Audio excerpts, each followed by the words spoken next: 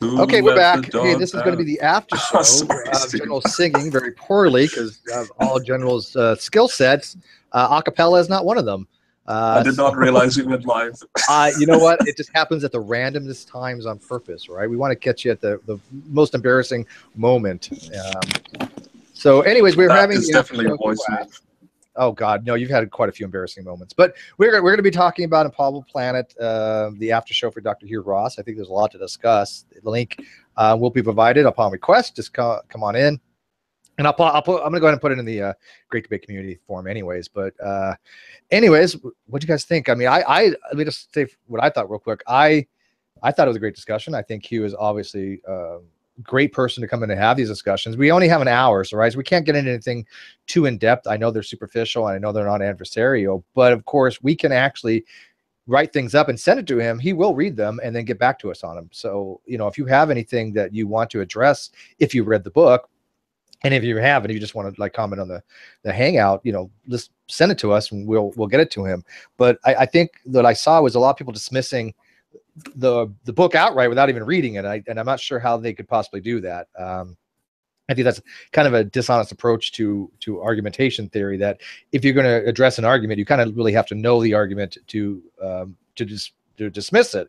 And I don't think a lot of people will understand the argument. They're chalking it up automatically to God of the gaps and to fine tuning, and which that might be, but they need to give reasons why they think it's a God in the gaps and why it's a fine tuning argument. You can't just throw it out there without knowing his argumentation process to get to where he's going. But this dive right into it. How about I just start with Paul, since you're probably the more skeptical on this kind of stuff. What do you have to say on it? Well, I guess I wonder why you can't. Well, first of all, I gave him two chances. I asked him, is this a God of the gap or not a God of the gaps? Is this a fine tuning argument? And he basically said yes. I mean, he said it's a quarter of it is fine tuning, and the quarter of it is just things that are like fine tuning. And then, again, I gave him a chance. Would this falsify? If we found a planet that was also equally improbable, would it falsify anything? And he's like, no, it wouldn't falsify anything. Christians have an answer for either way. So, I mean, I haven't read the book, in fairness, but I think I did give him a chance to try and give me some arguments as to why I might agree that it's not just a Douglas Adams puddle, and he didn't really give me any. So, I mean, I don't know what else a guy can do in an hour-long hangout. I mean, and as we talked about, Hugh is very smart. I believe he comes from a very genuine place, where I believe that, the Ken Hams of the world and some of those guys do not come from a genuine place. I've yet to catch Hugh in anything where I feel like he's deliberately misrepresenting or deliberately lying. I think we just come to very different conclusions based on what to me seemed like just an hour and 40 minutes of gee whiz, this is really complex and interesting. And it is interesting science, but it's all just gee whiz stuff to me. I don't know. No, and I mean, I don't think that's an unfair point. One, I agree with you. Dr. Ross and Fuzz Rana, I don't see anything duplicitous or dishonest about them whatsoever. They are very genuine. I mean, you disagree with them, that's fine, but they are not people to go out there and make stuff up or lie just for their narrative. I've never seen that, and I wouldn't expect them to be like that. Like I said before we went on air, the most that I can ever charge them with is maybe compartmentalization. But I think that kind of goes along with being a theist and a scientist at the same time, right? General would probably be the person to best address that, because I mean, General, you are a scientific person, you are a theist. I mean, do you take umbrage to that charge of compartmentalization to some degree? Yeah, to be fair, I would acknowledge that, but then at the same time, please, having that in mind, I try and humble myself more in not falling into that category. So to be more skeptical, but then at the same time, there's this fudginess about because you, with the amount of content that you look at, in a scientific context. I do the same in a theological context, and then it's kind of like, how the heck am I meant to be skeptical now?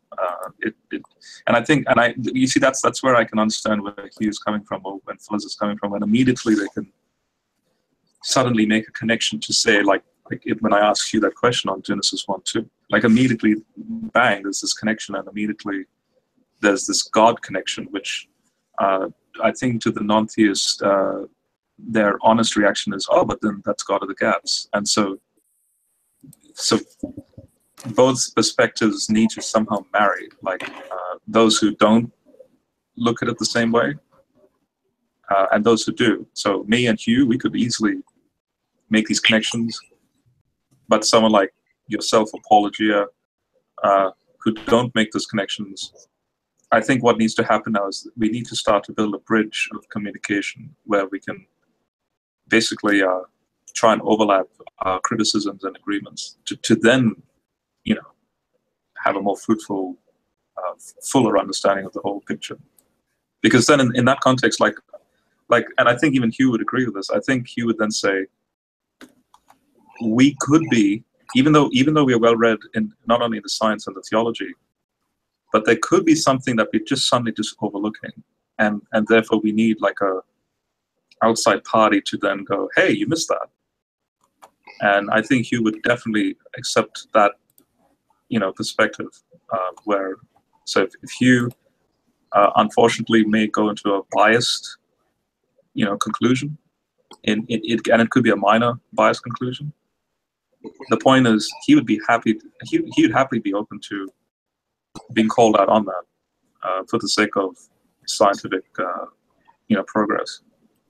Yeah, I think we have to be careful of knee-jerk reactions. I think a lot of people are guilty of that. I mean, nobody's going to say we don't have biases. Everybody has biases. Let's just put that on the table. We've all got biases. I would never deny that. It's, I think, how we handle those biases. And I see a lot of knee-jerk reactions, especially in the strict atheist type community. And we've seen this before. We'll see it again. There needs to be a more evaluated process for some of that stuff. We can't just dismiss stuff outright if we're not familiar with the actual argument being presented, because then we run the risk of having a straw man, right? And by the way, let me throw this out there real quick. I want to thank Eric. I'm not going to dox him. So Eric J. He actually the one that sent me this book, Improbable Planet. He's a friend, and I know him from Facebook. And he messaged me that he was so glad that he did. This was well worth it.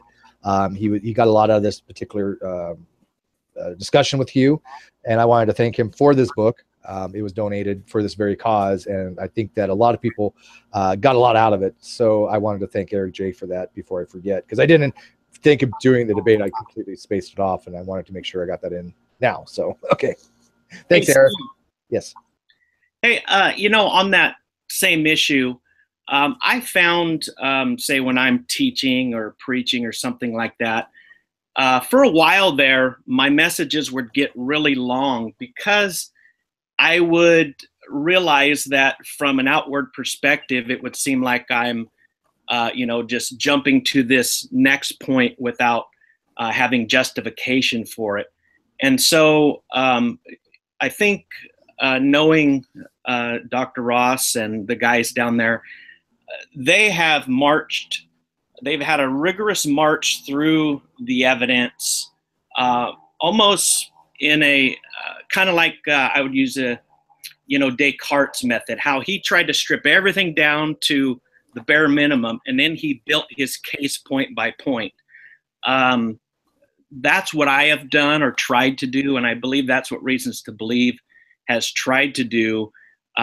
So what might seem like biases, there's a whole string of argument behind that by which we justify jumping to the God of the Bible. Say, for example, when I talk about the Big Bang, I jump to the God of the Bible because I've already done the in-between work that informs me that the God of the Bible is the only candidate for a transcendent causal agent. All other religious books, their God is from the confines of the universe, but the God of the Bible speaks from outside of time and space. So that's why we make these jumps at what might seem like a bias. And so, and that's fine when you're dealing with the collective mindset of a certain group of people, right? I don't think that would fly if you're going into talking to a room that don't have the similar foundations. Right, exactly. I think that's why it might sound suspect or God of the gaps, because of the fact that there's a lot of work that's gone behind what you're hearing. Yeah, and just quickly as well. So this is a question to both Apology and Steve in this context. So I guess what the atheist ultimately wants then is literally, can I touch God then? I don't see that, General. Like, I'm not going to like apart from, but I don't see apart that. from, no, I'm just, let me finish. So apart from all these minute points that you know, people, theologians and scientists, they speak about and research. I mean, and the reason why I'm saying that is I'm thinking that as well. Like me personally, as a Christian, I'm saying this. That yeah, there's all this theoretical context and knowledge, but then there comes a point where it's like, okay, God, can I touch you now? Like I want that tangibility to then confirm practically millions and millions and millions of pages of theoretical work that's gone into it. But then what's the point? Is that the same feeling that you both have? I personally don't think so. And by the way, let me note, you know, Kenny, you actually know Hugh. You guys have actually been together. I mean, you hang out or you hung out, and you guys, because you're, you know, an adjunct scholar to Reasons to Believe. Steve, did you just literally take a question from me and throw it to somebody else? Well, I just want to. Well, he was talking first. I throw that out there before he moved on. All right. So I'll get to you. Don't worry. But I mean, it should be pointed out that Kenny, you know, it's somebody who knows Hugh. But let me answer General's question. Of course, Paul can answer next. I don't think it's fair to really say, look, the only way I'm going to believe in God is if I can actually physically touch him. I know that there are atheists out there that may say that. I don't think it's fair. I don't think it's the only way to acquire knowledge. I mean, I think that some of them are very hardcore evidentialists and empiricists, and I don't think that's the only way to have a theory of knowledge. But again, you know, to me, I think there's other ways we can come to the conclusion that God exists if he does, without having that, oh, let me touch God. Now, my other point would be, though, if God does exist, then one of the narratives for that being would be that the Holy Ghost gives evidence of his existence and testifies to the divinity. Right. And that would be not physical, but it could be, well, it could be considered physical. But again, how do you judge between a physical feeling and a physical construct, right? I mean, exactly. It's very difficult. It would have to be kind of an overwhelming experience but then again, you might just think you're crazy. But Paul, go ahead. No, actually, it's funny because I will just go ahead, Paul. Before you say anything, I will quickly say, Steve, that answer that you gave was very commendable. I completely side with your response. I think that was very honest, and I mean, even Kylo Ren would. I try to be. Agree with. Yeah. Like that was a very honest. I don't think anybody in the Great Debate really thinks I'm not trying to be honest with my convictions. I truly am. But Paul, go ahead. Yeah. I mean, I was just being a little bitchy there about, you know, something I don't even have a great answer to, because my great answer is that obviously I would love for there to be physical evidence. I would love for there to be something that's conclusively in the theist camp, and it's like, oh, this can only be judged, you know, if there's a God. But my general answer still holds. That is, I don't know what it would take to convince me of that God exists, but God knows, and he created me with this brain, theoretically. And if my crime, you know, as I stand before God on Judgment Day, my crime is that the brain he gave me was unconvinced by the evidence that he showed, is that my fault?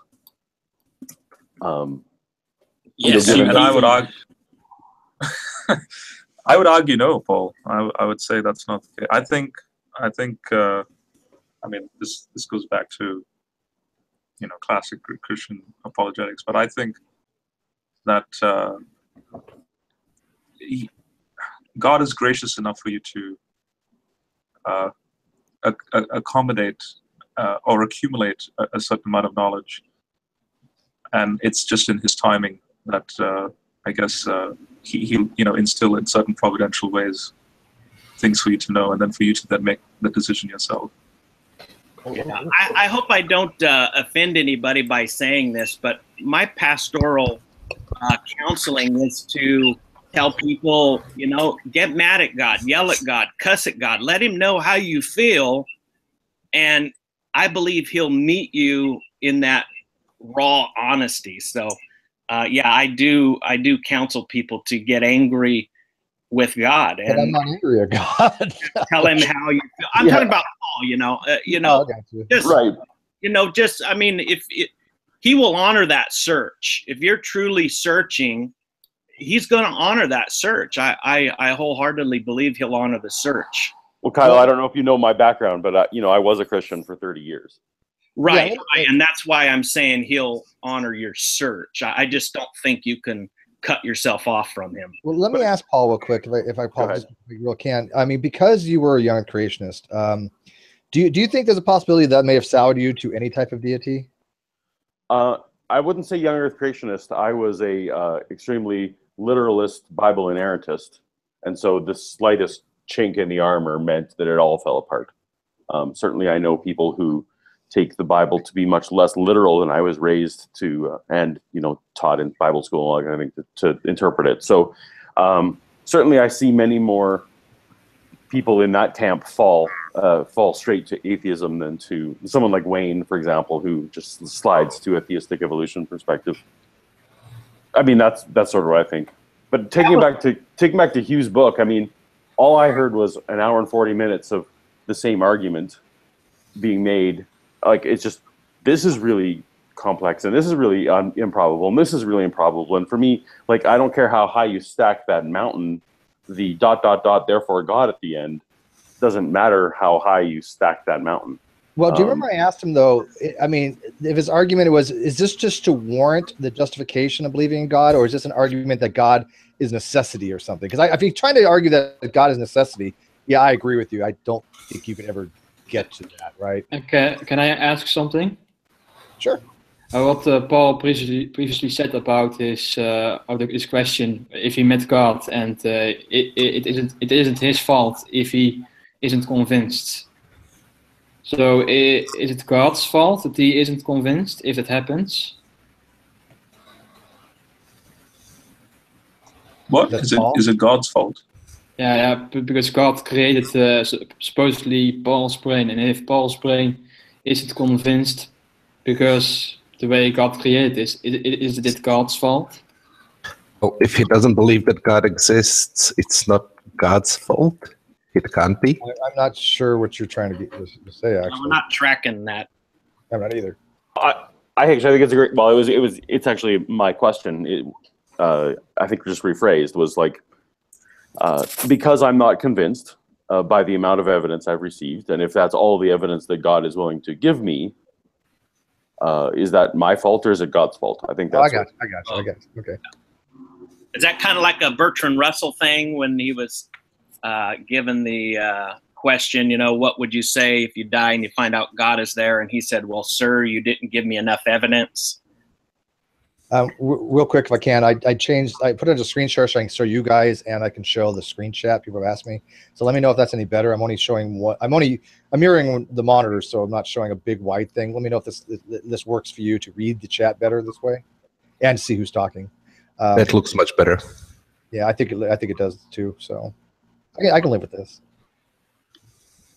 Is that what you're saying? Yeah. Danny? Oh, I was just saying if Paul felt basically like Bertrand Russell, who said, if he actually stood before God someday, he would say, sir, you just didn't give me enough evidence. Well, and that's kind of thing. I mean, that kind of goes in the whole point of the whole divine hiddenness thing, the whole non-resistant non-believer.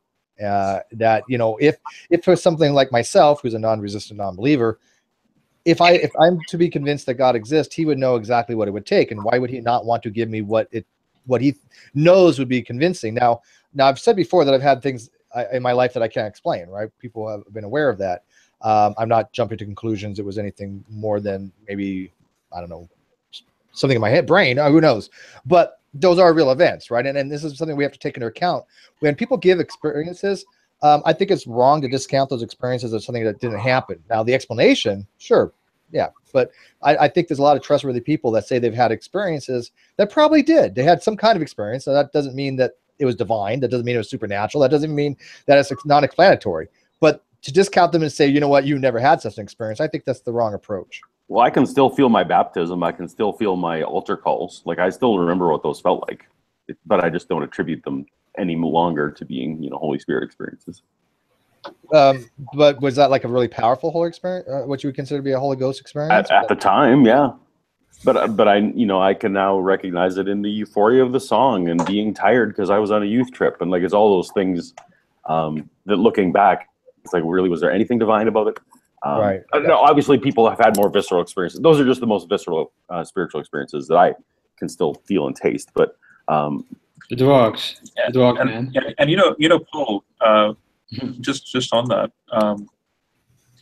the interesting thing is that, and this is not to say, to be pompous or to like say that, oh, my experiences, which by the way I'm about to say were lacking, actually, more so than you, like as if I'm in a better, no, all I'm doing is I'm comparing the models of experience that you've had versus me as a Christian. So, I mean, I was an atheist. I became Christian in 2009. It's only been 8 years, and I could say that experiences are rare, very rare. When they do happen, it's interesting. It's an interesting feeling that there seems to be like you have company. But the curious thing is that I don't go out for, I don't go looking for experiences to confirm my faith. I just have faith because of the material I read, and to me, I just see it as logical, and and so on. So, would you say that if you did not have experiences, like if you didn't have God's hand touching you, that type of tangible experience, and you just had mere faith, I guess, based on the raw data, would that be sufficient for you, or would you actually require some form of Holy Spirit experience? I suspect at this point that I would not trust any personal experience that I have to be reliable. And God would know that, though. If I'm being, well, if I'm being, I guess He would. If I'm being honest, though, now, because I'm skeptical of my previous experiences that were a large part of it, I would now be just to be honest, I would probably be quite skeptical of anything, like whether my brain was working correctly or any of that kind of stuff. I kind of, at this point, would need something that I could externally verify, at least turn to somebody and say, did you see that? Or did you feel that? So if Nibiru came by, you'd be like, oh, look, there's a planet in the sky. We're all screwed. Can you? And people go like, yes, right. You're right. There's a big planet in the sky. Yeah, kind of. Okay. And I know that's maybe not a satisfying answer, but I've become a little more hardened on that. It's a bias I'm trying to be aware of, but it probably has become one. I think it's understandable, though. I really do. I definitely think because you have those kind of experiences, it's understandable. It is a legitimate perspective, because one of the books that I read. Are you familiar with Dave Hunt, Paul? I'm not. No? Okay. So he was the guy that wrote back in the 80s. I mean, ironically, he's a young Creationist when he passed away. But either way, he was a pretty smart guy when it comes down to psychology and that context. And so he wrote a book titled The Seduction of Christianity. And this is one of the first books I was reading back in 2008. And the reason why he titled it The Seduction of Christianity is this notion of the church since the 50s entering into a placebo style of experience and effect within worship, within anything, really. And so therefore God becomes like a cosmic placebo. And just long story short, the way he would argue that point made me as an atheist think about the fact that it was a very weird,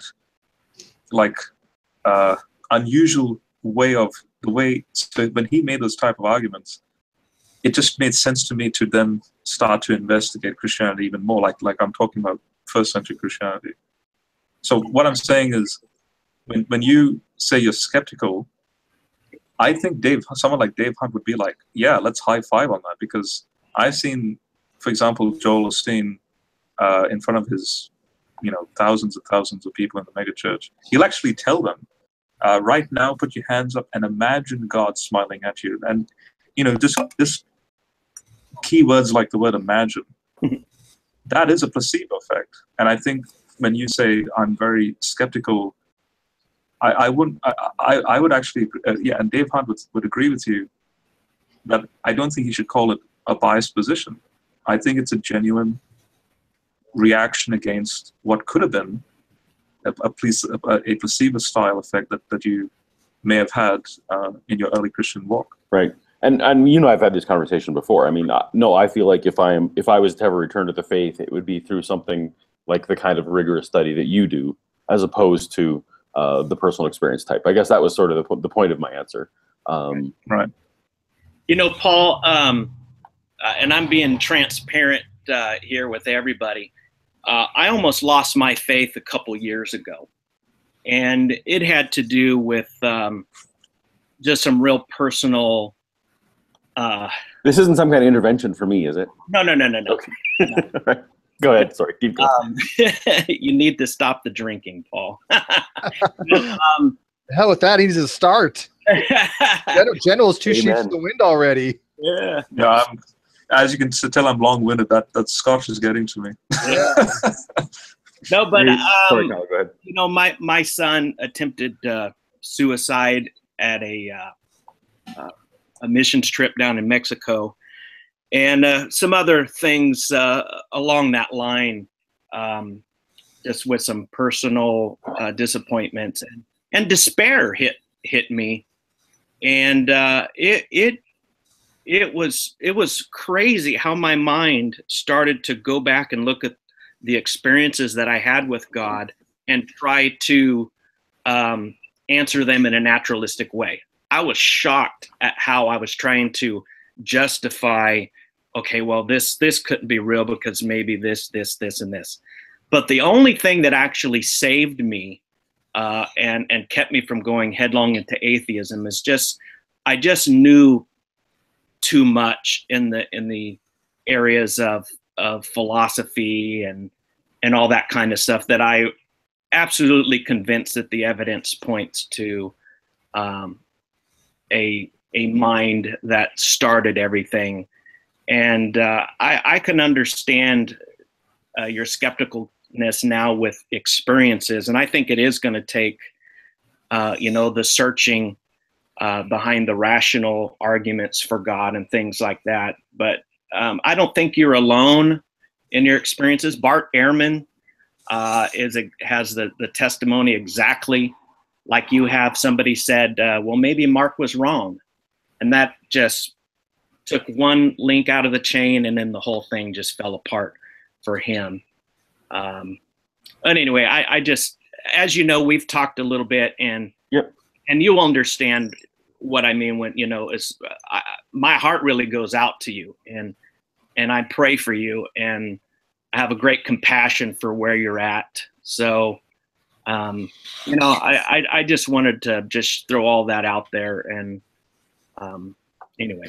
Thanks. And obviously, I very much want to believe true things, so I will rule none of it out. That's my position. So. And that's what I like about Steve so much. I think Steve's a great guy. I've just never met somebody so open and honest and fair. So that's why I got involved with the Great Debate community, because I just think it's a great thing. But I just want to say your Illuminati check will be in the mail soon. I want to hear what. Mel. They have. Go ahead, Mel. They pay now. Yeah, Mel. It ain't much, but you got. I've just been sitting here like listening. I'm just absorbing stuff. I've been actually reading that Extremophile paper and then picking it apart relentlessly, because that's what I do. So, did you guys get your NASA checks this month? Yeah, is that the 2004 one I linked when you referenced it? Yeah, I put that up here. I've also put other links in our sidebar chat here in regards to the Extremophiles that exist. And it seems like the paper, it says Extremophiles may be irrelevant to the origin of life. It's a relatively short paper. It's about 10 pages long, 3 pages of which are acknowledgments and references. But they talk about in one of the tables of the things that go wrong biochemically at certain temperatures. So one of the things that I was looking at And on page, and I think, I don't know if your viewers can check this out. Well, I have it open, so. Okay, so on Yeah. page 5, it talks about all of the different, the pH at high pH, low pH, high salt, Yep. high temperature, low temperature, radiation, UV radiation. And I'm sitting here and I'm like, but we know things exist that can survive on our planet. And so this paper makes a lot of the assumptions that life can only really exist through, and I know was talking about how, sure, we have meteors that have picked up parts of our planet and taken it to other parts, but they won't survive. Well, I kind of want to say, yeah, probably not. There's no guarantee that our life would sustain on a planet that's different from ours, with a different atmosphere, with a different, you know, ecological setup or whatever, what have you. But the fact remains is this paper is kind of misleading, because it talks about, well, what happens at the high pH of 10 to 14. Well, we have bacteria that can exist at 12 pH. We have bacteria called halophiles that can exist in high salt. We have bacteria that can live above 100 degrees Celsius. We have bacteria that can do these things in these types of environments. So to say that existed a long time ago is, I'm not buying it, because we do have something in genetics called coding. Essentially, like in humans, we have the same type of metabolism we've had for a long time because that works. So if you have genetic code that's the same and it works, it's going to stick around. So we look at tardigrades. I brought up tardigrades and he's like, yeah, tardigrades. I said, well, they can survive the vacuum of space and UV radiation. He goes, well, yeah, but, and I'm going, well, no, the but is irrelevant. They can survive cosmic radiation. So the UV radiation thing is a moot point, in my opinion. And the fact remains that this is a conserved genetic coding because it works. Yes, tardigrades may have to, or use a lot of their energy to repair, but it's still there and they don't die. So that's significant. We can't just.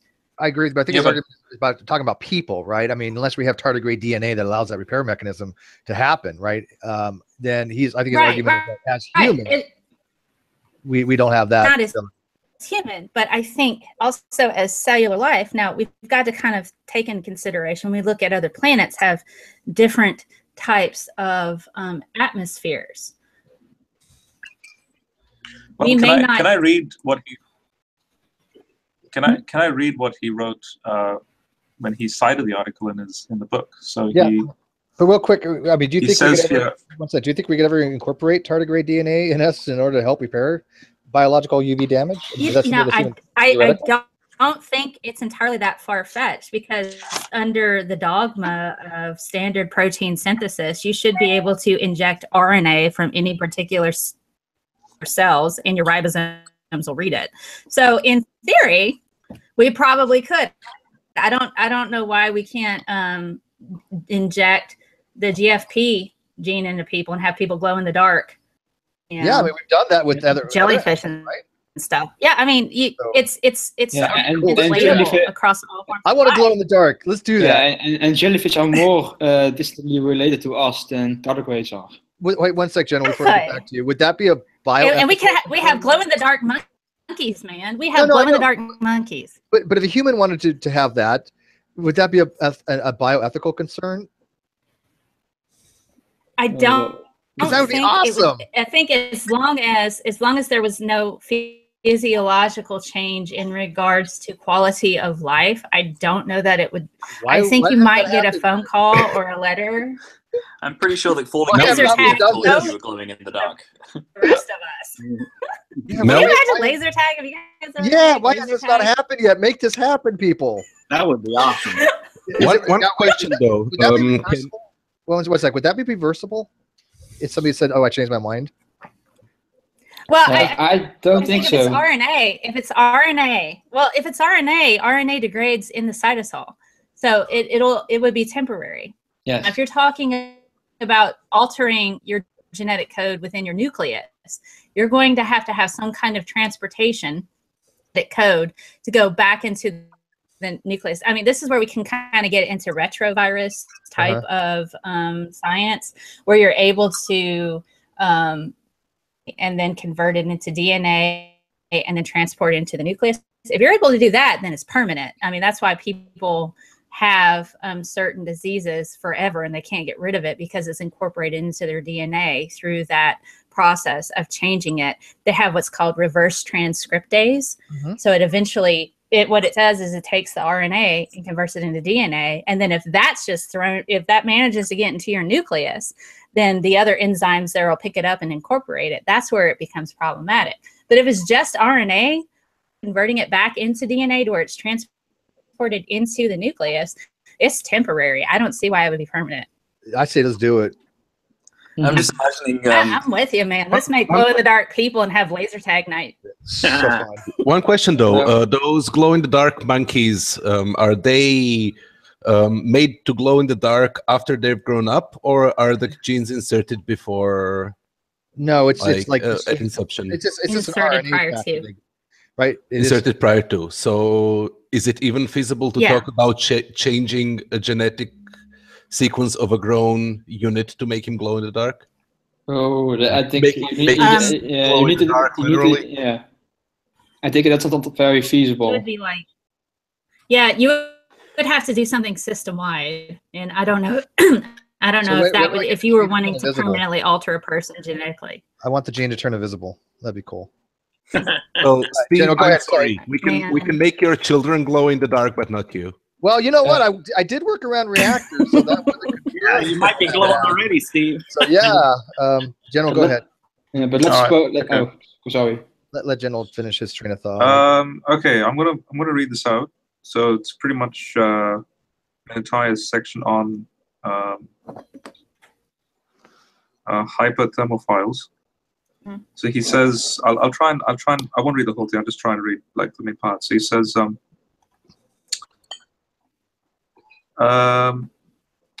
the assumption of a bombardment composed of only asteroids from the main belt and that lasted nearly 200 million years, planetary scientist Oleg Abramov, I think is how you pronounce it, and geologist Stephen Moses proposed an alternate model for the timing of life's origin. Their computer simulation of a few local refuges, few local refuges 2 or more kilometers below Earth's surface, where temperatures during the late heavy bombardment could have fallen below 110 degrees Celsius. Such areas, they argued, would have permitted the survival of deep benthic life forms living in subsea floor sediments, in this case hyperthermophiles, capable of tolerating temperatures a little above water's boiling point. That later recovered after the late heavy bombardment and evolved into more complex life that eventually proliferated upon Earth's surface. Just skipping down. Okay, so he says here, a strike against the possibility of efficient abiogenesis comes from recent reanalysis of ancient cratering events on Mercury, the Moon, and Mars. This study shows that bombardment of Earth must have been very intense before the late heavy bombardment period. Every early colliders included an estimated 1 to 4 bodies 1,000 kilometers in diameter, 3 to 7 roughly 500 kilometers in diameter, and a great many more between 10 and a few hundred kilometers in diameter. Bombardment of such a magnitude implies that liquid water must have been limited to brief moments in tiny pockets, either deep inside Earth's crust or quickly driven there by the impacts. If it did exist in these temporary areas, scientists would face the challenge of explaining not just one, but rather multiple rapid origin events. And I think that's key, and I think that's what he's trying to get at, especially today. And so then he says, what's more, hyperthermophilic organisms are the only life forms that could possibly have existed in these extreme conditions, and they are a poor candidate for abiogenesis. And so then this is where he quotes the 2004 paper, and he says, in 2004, a research team demonstrated that extremophiles, owing to both how unstable life building block molecules are under extreme conditions, and to the additional biochemical complexity of required for the extremophiles to survive, are essentially irrelevant to naturalistic original life hypotheses. Under extreme physical and chemical conditions, its likelihood to originate under such conditions defies reality. And then he goes into the temperatures. See, I disagree. Yeah, just having been a person who has pulled cancer cells out of cryogenic stasis and grown them, hard time believing that temperature exclusively is an issue because of the fact we have nitrogen.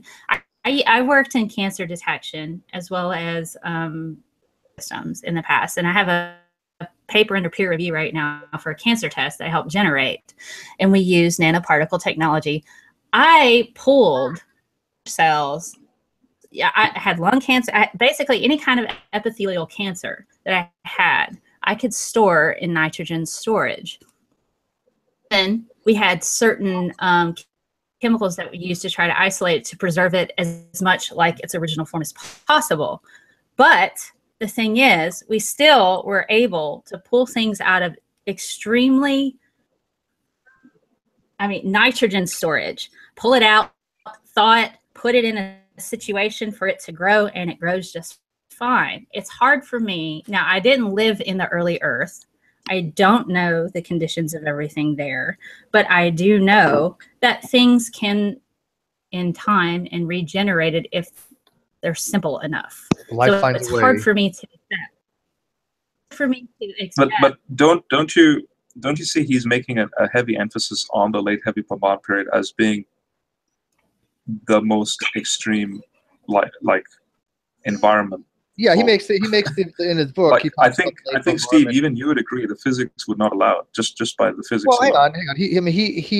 He makes the argument that the long heavy bombardment period would basically be catastrophic to life without some kind. I think he doesn't actually say this, but at some point, but not necessarily unicellular. That's what I'm saying. That's the whole thing. I think we've all agreed that life can exist in very harsh conditions, right? Really that. Yeah, because we have things that can live in extremely pHs, in addition to salt content, in addition to extreme heat and extreme cold. We have things that can sustain that in pH. Yeah. Well, yeah, but what I'm saying is it can even survive cosmic radiation. The geology is not static, though, in that period. The geology is not static.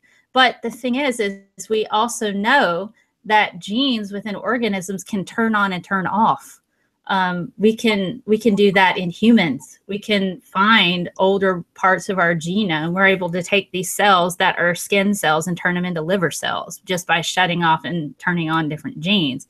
That's real science there. So coding is there. When I was bringing up the tardigrades that can survive cosmic radiation right now, that's a conserved gene. That's something that exists, and it's there because they still use it. So to say thing couldn't survive that bombardment is not necessarily responsible, because we know that these things can survive various different types and extremes, and if they have to survive all of it, then that just means they're. I understand what you're getting at.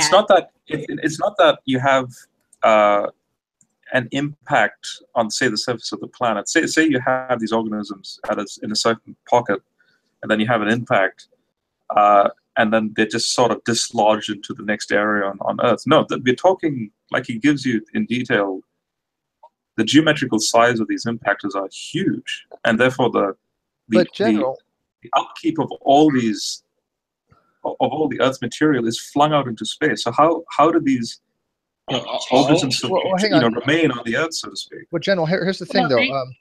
One step I made. Not everything is gone. You're just assuming that everything is gone because because it got hit with something. You know, we know that bacteria can proliferate rapidly to the point that your immune system has to catch up in order to compensate for the amount that it can divide and conquer. So, I mean, all you need is just a couple cells sticking around still. And he does kind of argue that the late heavy bombardment period had to happen. I mean, that's kind of his argument, that without these events happening, we wouldn't be what we are now. No, he makes that point. Yeah, right. And so one second. Go ahead, General. No. I was going to confirm what you're saying. That is, to get the conditions of, say, in this case, a comet deep ocean and all that stuff. Like, you need that heavy bombardment to take place because of this the happened around influx of water and so on. Yeah. Right. I mean, this would be between 3.8 to 1.4 billion years ago, where life was literally at its precursor stage. No. Did you say 4.1 or 1.1? It's 3.8 to 1. The heavy bombardment period was 3.8 to 4.1 billion years ago. Yeah. Yes. Exactly. 4.1. Yes. Yeah. And so life would. And our earliest fossils show up around 4.1. So I don't even know if they go that far, do they? No. They do. Actually, I'm surprised. I think bacterial record. No, I think it's 4.175 or something. That might be. I know stromatolites go back 3.8. I think you're right. I think I do remember something where they have the lower bound, or the upper bound, I guess maybe would be 4. Yeah, the upper bound would be 4.1. Yeah. Right. But as you said in the Hangout today, it's like a definite. It's 3.8 something. The current. The lower bound. Wouldn't it be awesome though to be able to time travel and actually go witness the stuff firsthand and get a much better perspective of how this stuff happened? Let's just do that. Can we even time travel? Well, that's so Steve. The time travel is basically on my time travel machine right now. Yeah, working on that. General, you're a physicist. Make it happen. Come on, put your mind to use. We can only move forward. We can't go. Yeah, back. I agree. You know what's funny is I happen to agree with you. I don't think we can time travel anything beyond the Planck scale, which is obviously would be, unless we go on LSD and we think we're in Back to the Future. I don't think we can go backwards in time for a variety of things. The only way I can time travel is by getting in a plane and flying to London and then coming back. There you go. I do believe one day we can go as far as hours. Jet lag does that, right? No, I do believe we can actually. I think if we really had to, we could send somebody right now into far regions of the future. I think that would not be impossible. I think we have the technology to do that now. But Steve, what would be the point? It would in regards to this topic, we can time travel, and I think Hugh has a good point, and that is emphasize that. Why? Okay, but I didn't understand. He said that before. Both him and Fuzz have said that before. I don't understand. If we found fossils on the moon, and let's just say that was because of the late heavy bombardment period, he's saying that the ejecta literally would cause material from the Earth to the moon, and I get that. I'm not saying that's not. No, but you've seen impact events on the moon, right? Like that. Right. But why would that confirm? Why would that confirm the creationist model, though? I don't get that. Because he makes the argument that. So as you just read, like he says, there's the notion of the life's origin happening rapidly and not just one time, but many times, right? Uh-huh. So Hugh's argument is that. Oh wait, I'm getting feedback. Hugh's argument is that if life already starts complex, there's no prebiotic soup sort of thing, then that's another quote unquote God of the gaps, like spookiness. Let's put it that way. That's spontaneous generation, is what it is. It's that whole irreducible complexity sort of thing. It's like suddenly it just happens. But bang, that doesn't appears. But that doesn't explain it. Okay, Mel's got to take off soon, so when she does, thank you, Mel. But that doesn't explain if we find things on the moon, like organisms, remains of organisms, obviously on the moon. Yeah. So what he's saying is, there are models. So, for example, biotic life, right? Really simple life. There are models that someone like Robert, I think it's Robert Hazen, I think his name is. People like him, geologists like him, who will say, look, it happens naturally, right? Now, if we go to the moon and we find life, obviously, and we can then date the rocks and so on and see that, yes, it goes back to 3.8 billion years. Life that fits the naturalistic model, then voila, that's correct. But all Hugh is doing, he's making a prediction, A, from the biblical text that says life starts complex, and therefore then arguing for a, you know, in this case, no prebiotic soup and so on. And so therefore then arguing for already on the scene complex life. Can I interject? So if we find for a moment, that on the moon, then his model is correct. I'm not seeing that at all, and Kenny, we're getting a little feedback from you. I'm just gonna. I think it's a mute prediction to say that life starts out complex, because life at its basics is very complex. Even the simplest form of life is complex. Yeah, So, I mean here's the thing. Thank you, Mel. By the way, always a pleasure having you drop by. Please do so. You're welcome. I'll hop back on another time, I guess, whenever Awesome. you invite me again. Well, we basically invite people all the time, so you just whenever everybody gets the links and then invites, and you just pop in or not pop in. You're gonna get the invites when we have a discussion on science, anyways. So you just decide whether you want to pop in or not. Okay. Well, if you guys want to talk to me anytime, I'm all over social media as Scientist Mel, including Twitter. And if you want to see the fun shenanigans I had with flat earthers, feel free. Shout out to her channel. Go subscribe. She needs 17 more to get to the 200 we promised her. So if you haven't gone and subscribed to her yet, go to Mel the Scientist on YouTube and hit that sub button, please. Okay. Well, you guys, this was fun. I hope you guys have an awesome day. You too. Thank you. Bye. But as regards to what Nestle was saying, you know, I don't think we have a way to gauge complexity. I think that I've asked that question to Hugh before in a prior hangout. By what measurement do we use to determine complexity? I'll read for you from page 38 of Navigating Genesis in regards to that verse, the Genesis 1:2 verse, where he says, "It's interesting that when we turn to the record of nature, the geological record testifies that marine life in the form of single-celled microorganisms did indeed arise before all other life forms. The oldest fossils found to date are unicellular marine organisms in ancient sediments. Isotope evidence indicates that marine life was present and abundant on Earth as early as 3.8 billion years ago. Some of this very early life was anoxic photosynthetic, so life engaging in photosynthesis to its presence.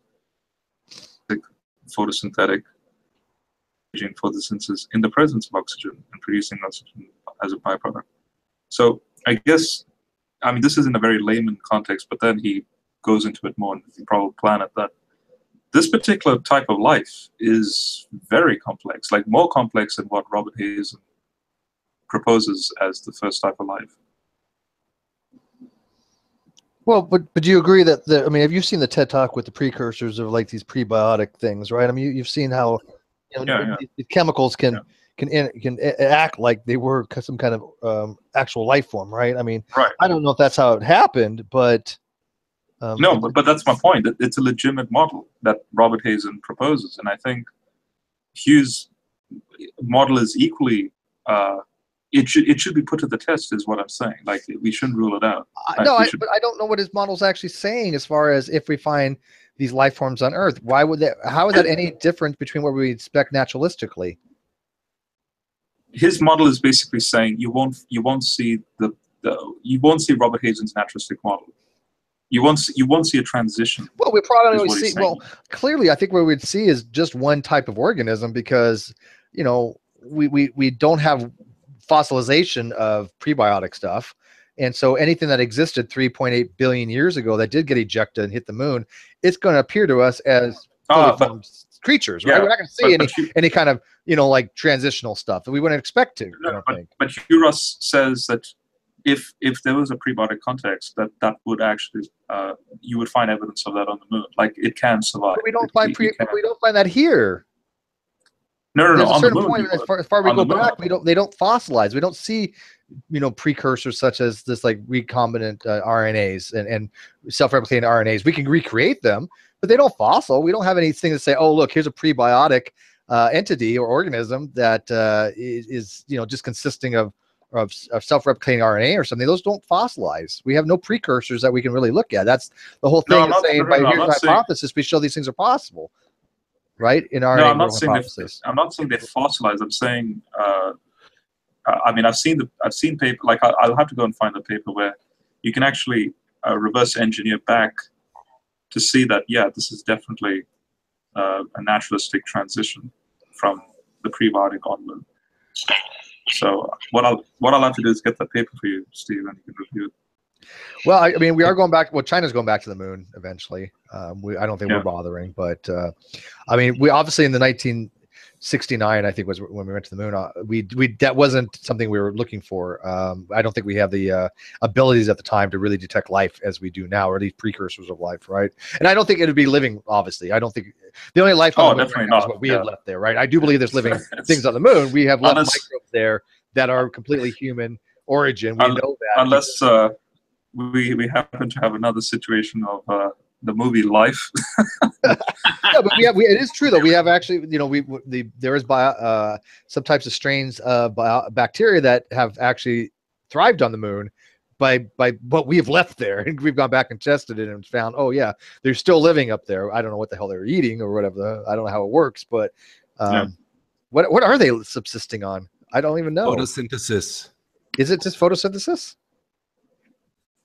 They need to have a source of carbon, but it's hard to believe that they would exist in a vacuum like that for that long a period of time. General, can I just ask a question for clarification? You're saying that Moon could be a storage for these abiotic life from Earth, right? Abiotic. We cannot. I don't know why you said abiotic. I may have misunderstood the conversation. Never mind then. No. The point. So what Hugh's saying is, the late heavy bombardment period would. We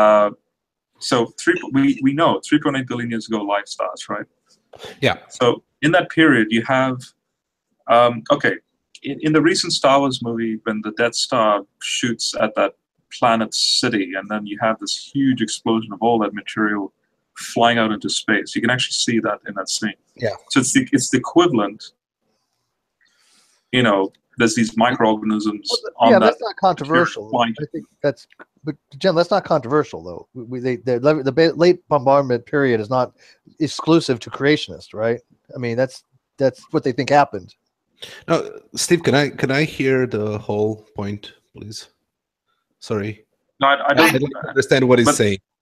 But that's the point. Is that you have a high frequency and huge sized impactors.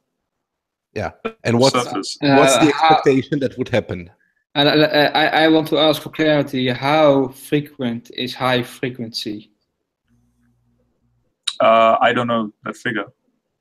All I know is it's enough to basically reshape the planet for a very long time, like constantly reshape it. We're talking 1,000, as he says, 1,000-kilometer diameter, meteorites hitting the planet. How frequent? Speaking on a geological time scale, it can be a very slow process. I'm now searching for any figure of how frequent the impact times are, and it seems to me that it was about, let's see here, compared to 2 billion years ago, it's about a little bit more, twice as high as 2 billion years ago. Yeah, but okay, how many impactors per se? I don't know. It's measured. It's measured in mass per. Let's see, and let me see. I want to pull up the figure here. Let me see. To the top.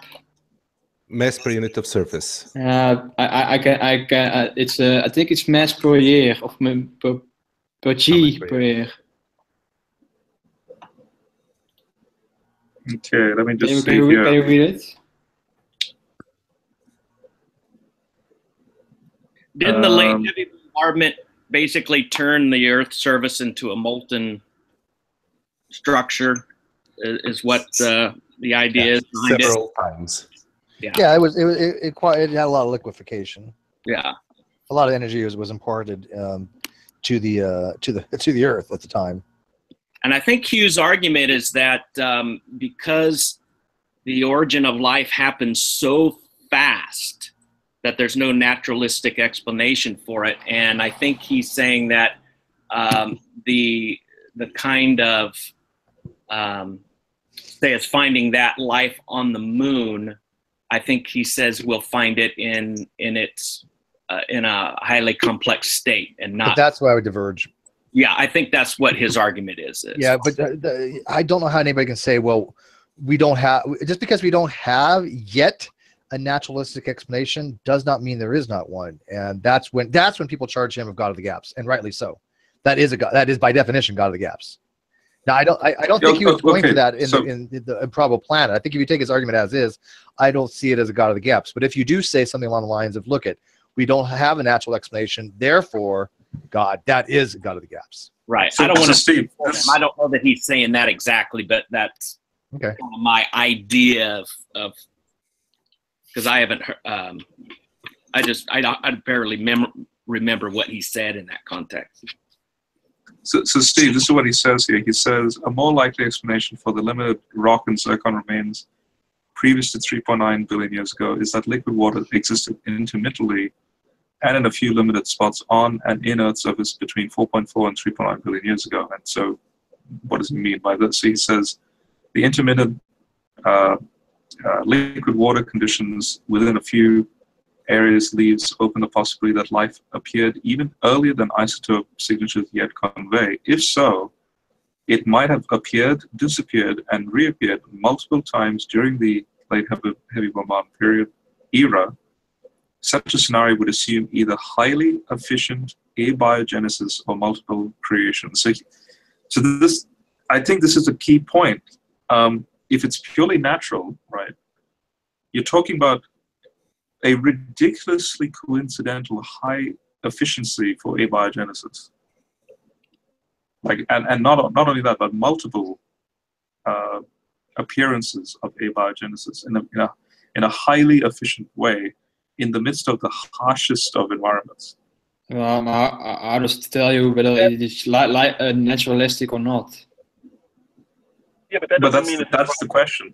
If it's naturalistic, we're talking a high degree of efficiency that screams rationality in that context. Why? Yeah, General. General, I don't understand why you're coming to the conclusion you're coming to, because it seems like you're saying because you can't envision a way that natural selection or the naturalistic explanation could come to this conclusion, that it has to be, and you're giving like this wild probability. Like what brings you to the conclusion that the probability that you've espoused is correct? Based on the environment, that the environment is enough to ask a legitimate question: how the heck did life start? So, in light of the fact that so your argument is that you cannot see how life can. No. I'm not saying I can't explain it. No, I'm not using that argument. I'm just saying, like, if we were all literally, if we went back in time right now, and we were like, I don't know, standing, say, on the surface of the moon or something, well, which would be very close to the Earth anyway. So, so let's say we were like in a spaceship, just viewing the event. I suspect all of us would turn to each other and say, you know what? Just by looking at the way things are, it's quite remarkable that life is actually, starting out of that way. That's all I'm saying. Couldn't abiogenesis just be a consequence of, let's say, certain conditions in the environment? So we only have a sample size of one here on Earth, but we're making the leap that anytime you have certain conditions, abiogenesis is possible. And I think that's what the Miller-Urey experiment was trying to show, that the possibility of abiogenesis is something that is possible. So right now you're saying that something is impossible because you can't fathom it, but then it seems like no, right I'm now, not saying impossible. well, it's limited, but I never use right now, from what we understand, the conditions for abiogenesis could be very fruitful in the universe. Like it could be something that's automatic if you have certain conditions in place. So just saying that it seems improbable doesn't really answer the question of how you're coming up with that number. Yeah. I mean, I think that's a good argument. But I don't think that's what Ross is doing in Improbable Planet. I think it's very, very knee-jerk reaction to say, look, we're so, the odds are so improbabilistic that it could never have happened naturally. I don't think that's a God of the gaps argument. The way he's presenting it, only for the fact that he's just saying, look, this gives people a reason to believe. This gives some validity or justification. As I asked him, that is God. Is it okay to believe in God? That because we're so unique, that maybe God is an explanation. I think it does. I think it gives justificatory to it. I really do. But that doesn't mean that it has to be that way, right? But if somebody says, look, I find our place in the universe to be very special. I accept the weak anthropic principle, and which most people I think do. I don't accept the strong, but if he says, look, I just think that we are so unique, and I want to believe that God is the reason for all this, I'm not personally against that, right? I'm not an anti-theist. I'm not an anti, person to people that want to have faith. I think if they want to believe that, they're justified to believe that if they think it's a reasonable explanation. I only will take pause when they say, look, this is a scientific explanation, or this is a necessity that God exists, because that I don't see at all.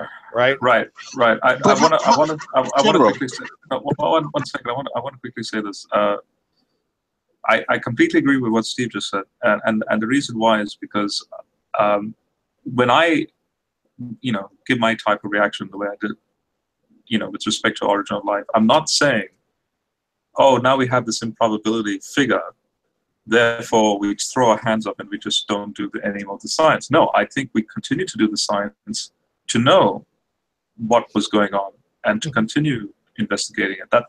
That's definitely on the table. It's just that I go along, I'm more convinced with Hugh's perspective in the sense that there was definitely some form of providential hand in the midst of the naturalistic, organization that was going on to even have life appear. I mean, one thing I'll say is that, Steve, you said that you don't think that Hugh is leading, to a God of the gaps argument, but if he's saying everything is so improbable, blah, blah, blah, what else is he leading to? You know what I mean? It's implied, I think, at least implied, that that's where he's going. And as we know that, he has a theistic outlook, and we do know, because he did lead on to the whole Jesus thing later on in the conversation.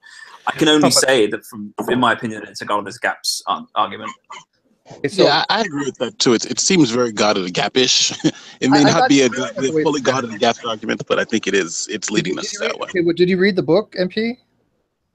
No. From what he said, and from what we've been saying, it seems like it just seems to me, on its face, it's a well thought out God of the gaps argument, but I still think it's a God of the gaps argument. I don't know. It's like inadvertent. No. See, again, this is why I just I don't think it is a God of the gaps argument. It's not a God of the gaps. Yeah, I think it's kind of a knee-jerk reaction. Just throw it out there. It's God of the gaps, but I'm not quite sure that I would have to agree with that. It would be a God of the gaps argument if he, from his argumentation, concluded that therefore God exists. Yes. He is proposing an experiment with an observation which could be used as evidence for God if it shows to be true. Yeah, I think exactly right. Yeah, I think Barney nailed it. Look at God of the gaps would be, we don't have an explanation for this. The only explanation for this is God, or something along those lines. And that's not what he's saying. That's not what he's saying.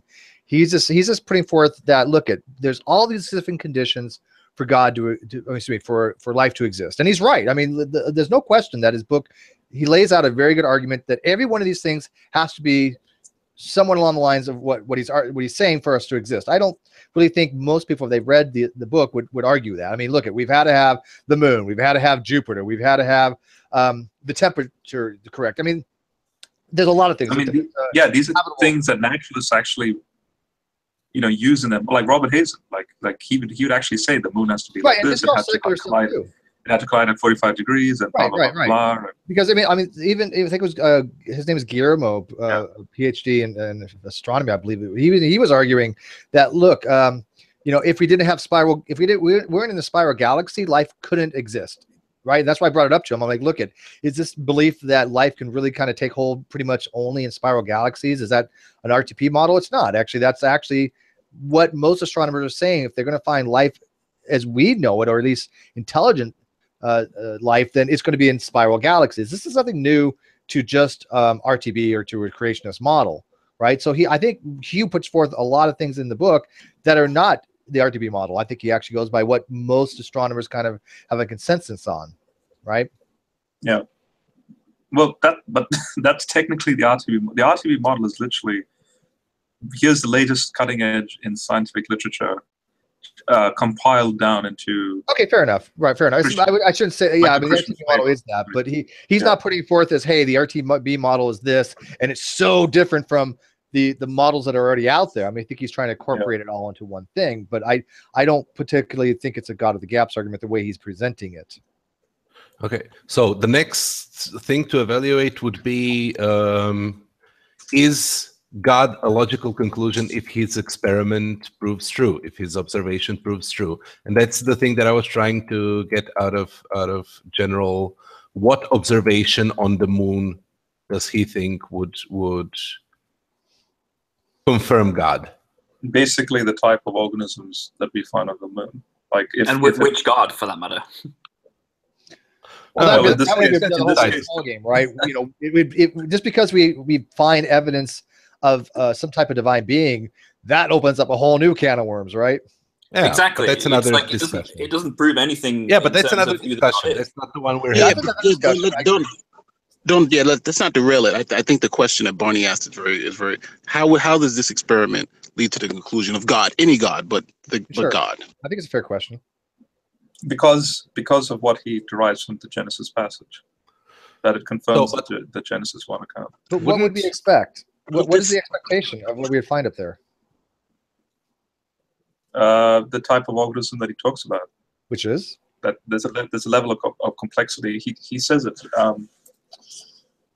But how does that change from what we would expect from a naturalistic view? That's the thing that I think everybody's asking. Exactly. If we found these organisms, what is it that is the limiting factor by which we say, hey, this is an organism that had precursors and this is an organism that doesn't have precursors? How would we ever know? Well, General. One other thing too. There are other explanations than abiogenesis. There's directed panspermia. There's also the Von Neumann probes. Like there's other explanations why life is there on this planet that doesn't. But those are all ruled out. To abiogenesis.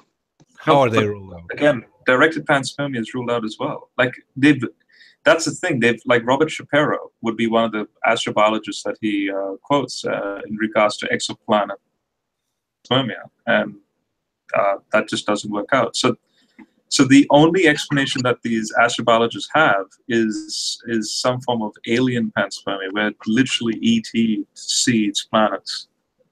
And then the question is, where do they come from? Well, maybe one thing, General. Maybe you know what for those who don't know what Von Neumann probes are, but it's an alien race that creates self-replicating robots that goes to planets, and then when they get to the planet, they use the resources to replicate themselves. Yeah, but they don't have to be alien. Yeah, but they don't have to be able. But there's a couple of suggestions that life on this planet are Von Neumann probes. In other words, we came from another planet as a very simplest organism. We developed, we use the resources, and then we go and spread out other places. Hold on, General. And then, but General, relax. Only thing I'm saying is that we know for a fact from with NASA, when the guy sneezed into the satellite, it went up into space and came back down, and they added water back to the germs, and they reanimated. So we know that life can survive in space. So with that understanding, you can have a situation where we are either through panspermia or through this Von Neumann probe scenario, where life can spread out through other planets and you'd have this complexity on the moon and on other places. So it seems like you just saying no, that it's impossible doesn't really answer the question. Just Yeah. Yeah, those are clearly two other viable options. For if we saw no other precursors, those two options would be viable. Some of Hang the on a things second. that have been asked. I think again that was a very uninformed perspective in regards to panspermia. Even recently, they were finding a remarkable discovery about the fact that bacteria can actually survive re-entry underneath the skeletal structure of, say, the space shuttle, right? Like even near where the heat of the leading edge of the wings would heat up really, like a lot, like we're talking ridiculous temperatures. And they found that, because they actually did an experiment that look, the life How would does survive. it agree with what he just said? No. So here's the point. The point is that if you're talking about transportation of life with respect to the size of the universe, ridiculously huge size, of distances and so on in regards to the transportation of this material, that would then, over time would be exposed to all sorts of hazardous, contexts. We're talking within the vicinity of, say, between the Earth and the Moon, that this bacteria can survive. Hang on a second. Do you think there's isolation between like two solar systems? Do you think there's isolation such that you could never have transmission of any genetic material from one solar system to another at all, ever? Whether it be intentional or unintentional? Obviously, Von Neumann would be intentional. It depends on the proximity of the bodies, in this case, the planets, the positions, and no. I think you have an argument if you start invoking things like solar wind or things like that. But you talk like solar radiation. Yeah, I think it'd be very hard to get through the outer layers of the heliosphere. Right. I do agree with you that, if you really wanted to talk about the science, I don't see how material from one solar system cannot be isolated from another one. However, let's put that aside. If there was some type of panspermia, or as MP pointed out, an actual race that actually put forth these von Neumann machines, it'd be being a impossible scenario. Only if they exist. That's the point. But then at the same time, if they exist, you're talking about at minimum 1% the speed of light. All right, if they're going to be traveling around the universe, even at 1% the speed of light, you're talking millions of years of travel. Sure, and that's one of the arguments against panspermia, is that if panspermia is a true hypothesis is valid, there wouldn't be enough time for it to spread throughout the galaxy with the life expectancy of the galaxy, right? It just doesn't add up. I agree with you there. Exactly, right. But unless for some reason we're near the central point of where this stuff all spread out from. But then again, you're just pushing the goalpost back at that point. Well, Steve, in that context, you're John Hartnett. I'm sure there's other people that think of this stuff too. But they just have a more eloquent way of putting it, right? Right. But I tell you, I was really pleased with this hangout, though. It went really well. I enjoyed talking to Hugh and Fuzz when he comes on. I'm glad that people, I want people to actually engage in this stuff. I don't want these knee-jerk reactions, because the live chat that were going on, I saw a lot of knee-jerk reactions, and I've seen it before from people that have this really militaristic viewpoint of an ontological naturalistic perspective, and I kind of get that, but that doesn't give somebody the right to dismiss an argument out of hand just because they're an ontological naturalist, right? And I think just because it's impossible doesn't mean we can't talk about it. Well, yeah. Impossible. Think people throw that word around, and I don't think they really know what that means, right? Improbable and possible are not the same thing. Possibility is usually defined as something along the lines that it can't be because of the conditions. For example, if I say, "Hey, pick a number between 1 and 10," it's impossible to pick 100. Right? It's just impossible if I give you those conditions. I apologize. I use the word very loosely. Yeah. Well, we get pedantic on that stuff, but I'm glad we have people like Kenny with us now.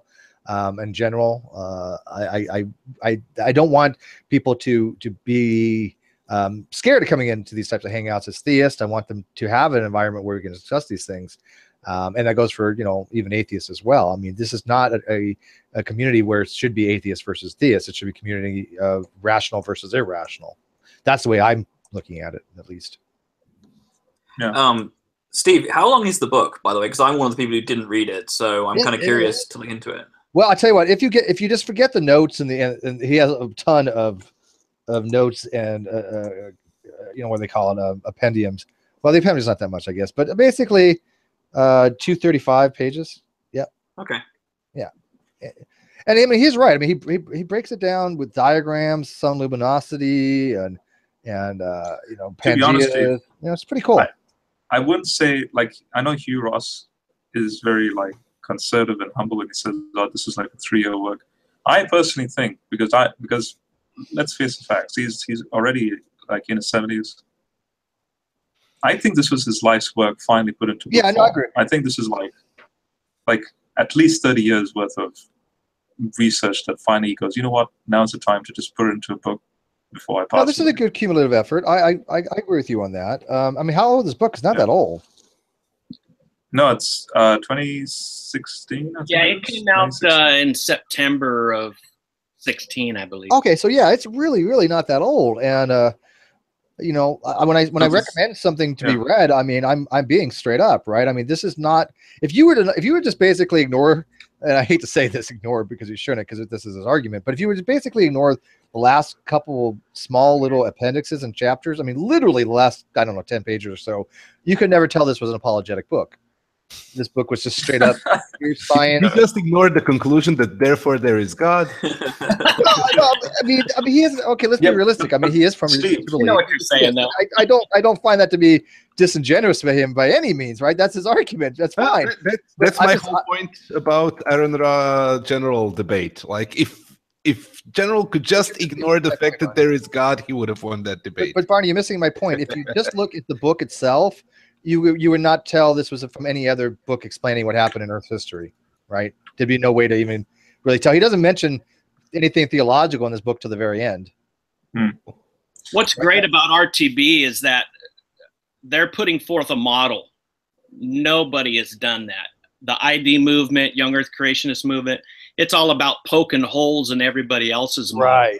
Right. But they've been working on their creation model for years and years and years, and there's probably 20 books out now that are just small sections of their overall model. If you want to get kind of a big picture of the model, the book More Than a Theory is probably the best to get a big picture of what it is, where they're going, and then you can jump off to Who is Adam, Life in the Lab. Why the Universe is the Way It is kind of a precursor to Improbable Planet as well. More Than a Theory. Point, actually. Well, if I may, Ken, I think it's a great point. Regardless of whether you agree with RTP's model or agree with them or not, one has to recognize that at least they are trying to build some kind of model. At least they're trying to do something right, rather than provide what I call negative evidence, right? Or what actually is called negative evidence. When you have people like Hovind who just tries to throw out negative evidence, which is complete crap, that's not promoting evidence to support the Young Earth narrative, because we all know there is no evidence to support a younger narrative. There just isn't any, none. So at least I get props. Create a gap to put the God of the gaps into. But that's what they kind of do. The Young Earth Creation. They're creating gaps to throw him in there. Yeah, but I mean that's a huge difference. I mean that's why we have no respect for Young Earth Creationist scientists. They'll never come on. We've gotten one to even think about it, and he wants to, and that's Jerry Bergman, who's been very, very nice, by the way. But he's the only one that's been willing to even talk about coming on, and he may come on. He's on a trip, and we'll get a hold of him again next week, he said. But other than that, Young Earth Creationist scientists don't come in here to try to put forth any model. You know why? Because they don't have one. I mean, some people would say there's no such thing as a Young Earth Creationist scientist. I actually say that to myself. Right. People stop doing science when they adopt that position. And you know what's crazy is there's a debate with Faulkner. I forget his first name. Danny Faulkner. Danny Faulkner. Yeah. He is a professor of astronomy at a state university. I saw the debate, and there was a panel of evangelical scientists that were critiquing both presentations. Ross made a presentation, Faulkner made a presentation, and then at the very panel of 30 and reviewed. Yeah, it's a 5-hour thing. But once it was all done and Faulkner was shown to be totally wrong, he basically said he doesn't care because he basically doesn't think it's an issue of science, it's an issue of faith. And so there you go with that. If you don't know, Answers in Genesis is a presuppositional organization. They presuppose the God of the Bible, which I've always wondered, well, you could presuppose Islam, or you could presuppose Judaism and come up with the exact same answers. So what makes the God of the Bible the proper presupposition when all the other ones fulfill the circumstances? And I was listening to the guy, what is it, Ocean, or he's the polytheist, the pagan guy, and I don't mean that disrespectfully. It was funny because I saw his polytheism destroy Matt Slick's presupposition.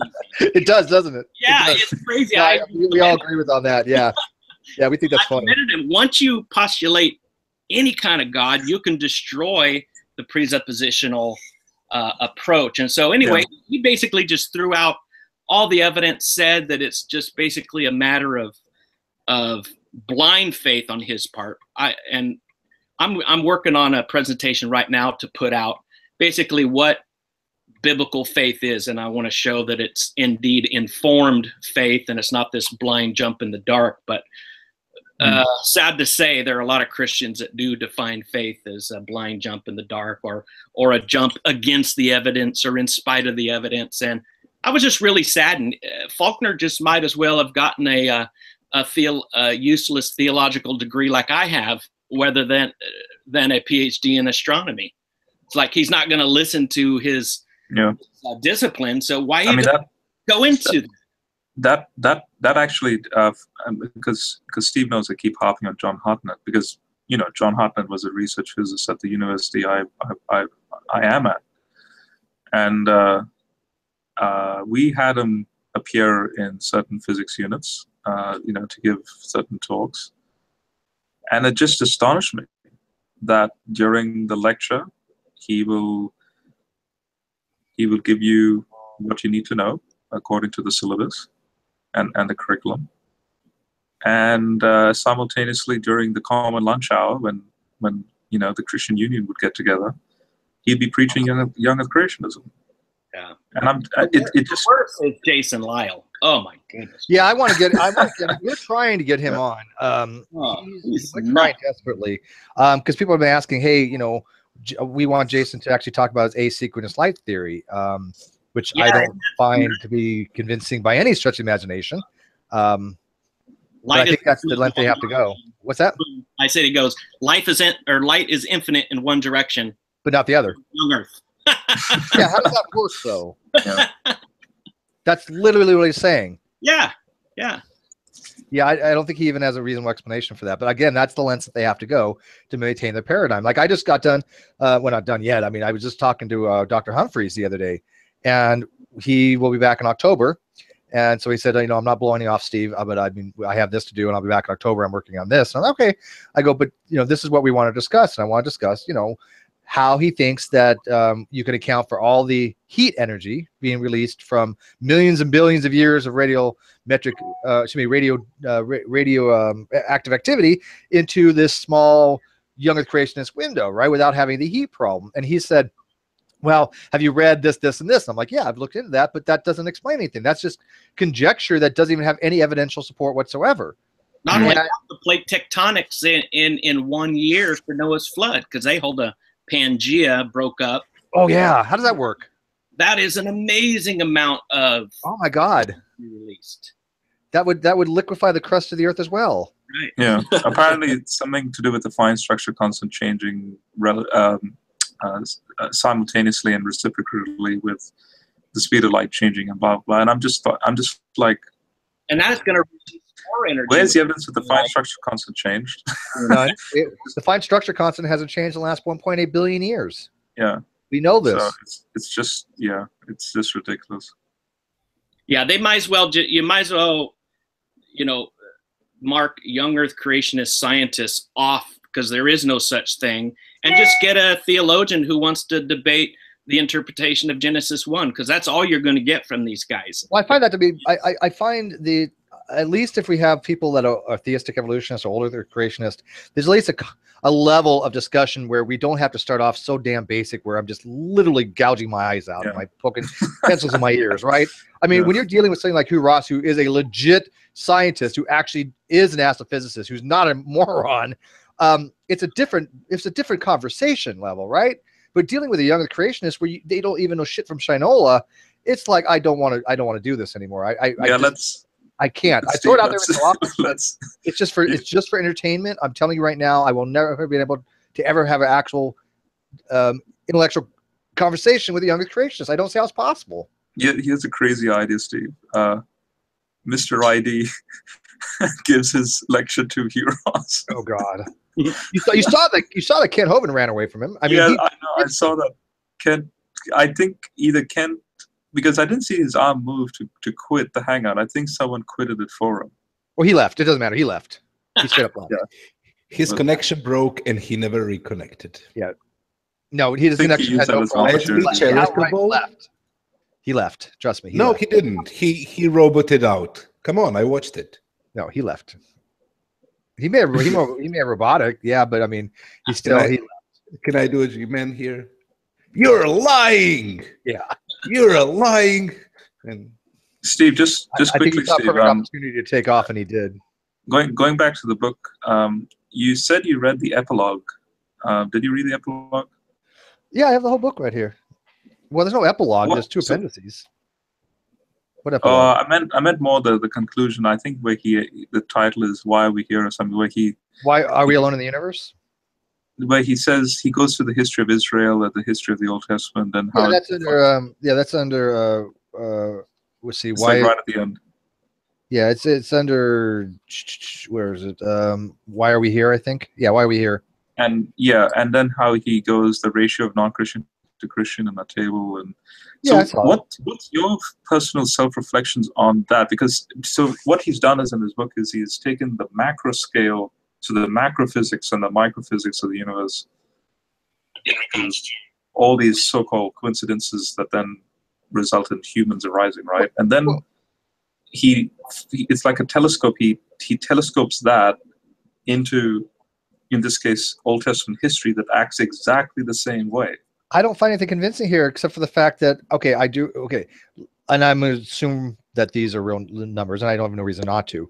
But look he's talking about how over a period of time, the number of non-Christians per Christian ratio has diminished, and quite substantially from 100 AD to modern times. I mean, he goes from 100 AD to it's like 360 to 1 to now 7 to 1. That's a pretty dramatic change. Now, I would think that's chalked up to the fact that people have realized that there are explanations for things we didn't have explanations for. People are less superstitious. People are less religious.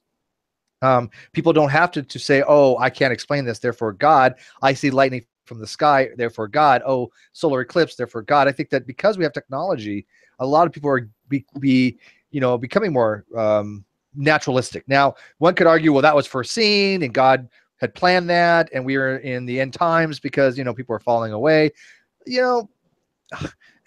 Maybe that's a self-fulfilling prophecy, though. It's always the end times, right? Wait 1 second. So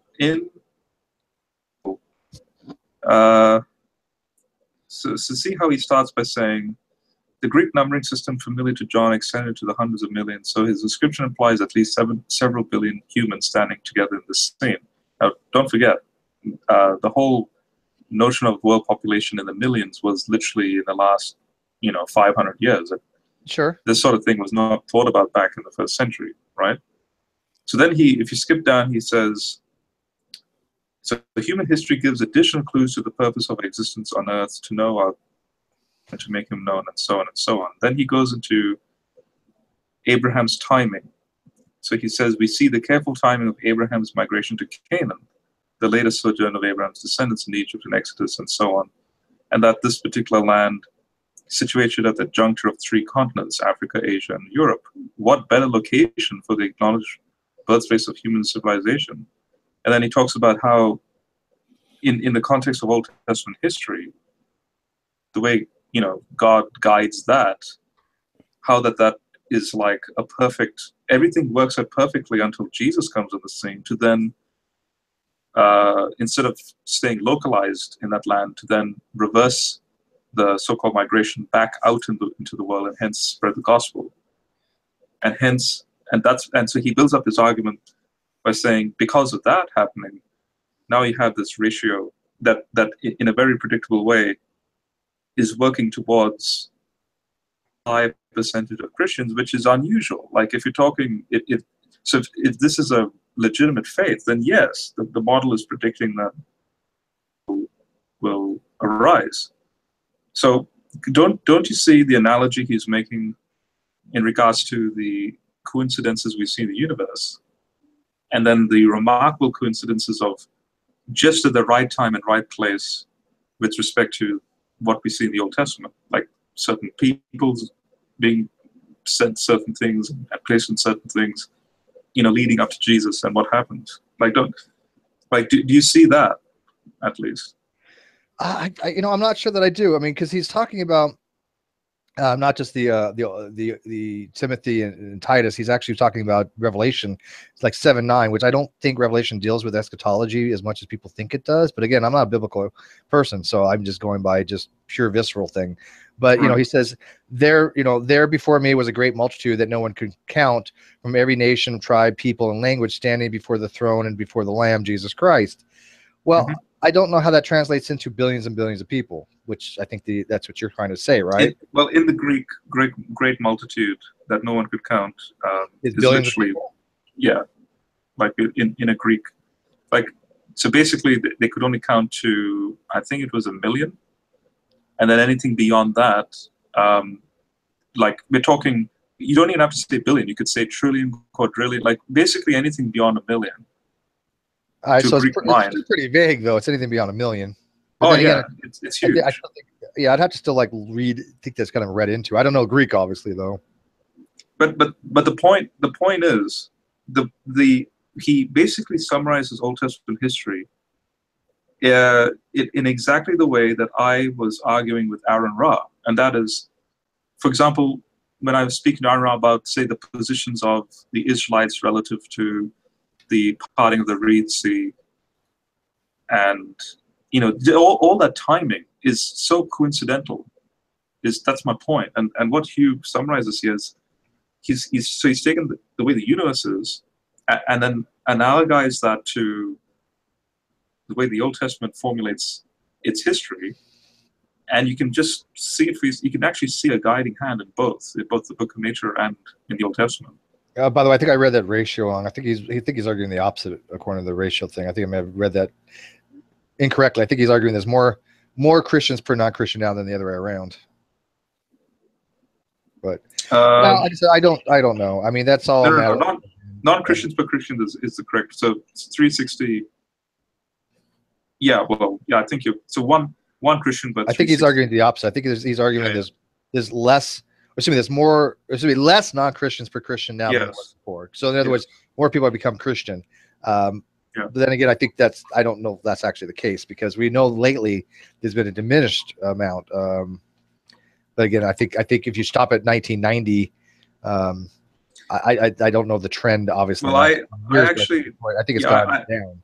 Yeah, I looked at the paper of this statistic, and actually he got it from a 1990. There you go, Ralph Winter, 1991 study. Which, by the way, in my recent Ephesians study that I was writing, I actually used this table. But then I looked up Ralph Winter, and I found that he had a 2010 updated list, which actually sort of disagrees with this list that he gave you. So I'm kind of surprised he didn't actually look at the latest paper. Yeah, I don't know. Like I said, I don't think this actually really corresponds to the latest results. But that's okay. I mean, it's not like he's way far off. I mean, I think that if this is no, he's not. Yeah. And apart from the independent fundamentalist nut job Christians, I like to call them that. We have other words, but yeah, that works. He's allowing that Catholics are Christians and Eastern Orthodox are Christians too. Yeah, no, I think it probably is. But again, I think it boils down to is that, you know, we much rather have these discussions with people like Hugh and Fuzz than any other type of young Earth creationist theist out there, because those guys just have nothing to offer at all. I just get bored. It's just say, well, look what happened, and I hate to bring it up, but look at what happened in the debate the other day with Dragon G-Man, right? I mean, G-Man offered nothing but prats. Every one of them was a point reviewed 1,000 times. It was very, very fruit on the ground. Nothing he said was something we've never heard before. These are all very debunked young Earth creationist arguments. And so they're just a waste of time. I mean, how many times do we have to explain Piltdown Man to somebody? Look, if you don't know what Piltdown Man is by now, and know that it was not a scientific thing, it was not anything promoted by science, it was never evolutionary theory, then, you know, you just have no business to having discussions on this level. I'm just tired of that. I want the level of conversation to go up, not down to this fruit on the ground stuff. That's where we were 2 years ago when I started all this. It's just not worth anybody's time anymore. It's boring to me. I mean, would you guys agree that it's just boring? How many times can you talk about Piltdown Man, for God's sake? Seriously. No, nothing. Agree, disagree. I'm an idiot. What? Just say something. Don't leave me alone. I'm lonely. You're getting exactly the answer you're asking for. How many times can we talk about this? Silence speaks volumes, doesn't it? Right? By the way, Steve, I decided to delete my calculus video, and I re-uploaded it, the raw file, and the raw file is coming beautifully. So, yeah, no, you're always gonna record higher, right? I mean, that's just the way it is. I mean, so what I'm gonna do is I'm just gonna pre-record and just upload the rather than do a live stream. See, Steven wants it. I'm going to be ending this soon, but if you can come in now, Steven, I'll just put the link out there for people. Come on in. But I'm going to be ending this real soon. I forgot what I was going to say. Oh, guess it doesn't matter. Anyways, though, I mean, I just want to reiterate, look, don't judge this book without actually kind of looking into it. It's not probably what you expect from an apologetics book. I try to be fair. I was fair to Dinosaur Blood and the Age of the Earth when Fuzz sent that book to me. And I think the people that have read it kind of agreed with me. You know, it's short. Don't get me wrong; it's very succinct, but there's nothing in it that's egregious, right? I think that he actually puts some basic science in there. He kind of explains what was found. He talks about Mary Schweitzer work. I don't think there's anything controversial in what these people are writing. A lot of this stuff, right? The controversy comes to the conclusions, not the evidence that they're giving or providing, right? Yeah. And I like that, right? I don't want to have arguments whether the science is wrong, because reading it, I don't disagree with them. I think that spiral galaxies do tend to probably have life more than, you know, some kind of old elliptical galaxy, or, you know, that we probably do need a planet like Jupiter in order to survive, to be that, I hate to say it, you know, Hoover vacuum cleaner of the solar system. Not accurate, I know, but take it from me, Steve. Hugh Ross, like you just saw today, Hugh Ross is exceedingly impressed by the platform you provided. It seemed that way. It really did. It did come across that once again, that he really does like, it's not just lip service, that I do get the opinion that he really does like this kind of format and likes the great debate community. And not only that, Steve, yesterday in our visiting scholars meeting, you and the great debate came up, and I suggested that RTB put together a community just like this, and I think we may go with it. So, sure, take my idea. It's a good idea. Cool. Did my name pop up to join them? Well, you would certainly be. Well, I suggested that we do a chapter, because they have physical chapters all over the country, and I suggested that there be an internet chapter. That's kind of an in-house thing, right? Yeah. But, I mean, was Hugh part of that meeting? Yeah, everybody. Yeah. Okay. So, I mean, okay, so that's cool. I mean, so when you brought it up, though, I mean, it seems to me that RTP wants to have kind of a liaison with us. I mean, obviously, Anastasia, their secretary, have great rapport with, and a lot of the scholars coming in from RTB. So, I mean, do you see them wanting to have more of any of ties with the great debate community?